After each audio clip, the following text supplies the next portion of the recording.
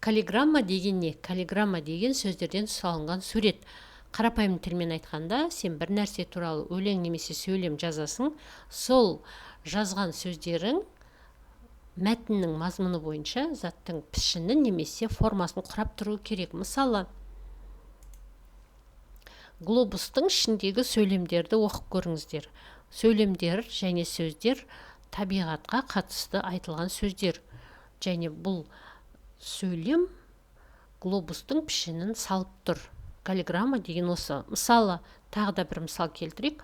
Алма туралы сипаттау мәтінін жазатын болсақ, сол мәтіндегі әрбір сөзді алманың формасына саламыз.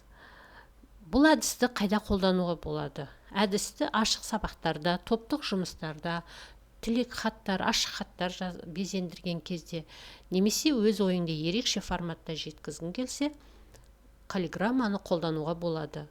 Өздеріңізде гүл, жүрек, күн немесе кез келген тақырыпты алып, каллиграмма жасап көріңіздер.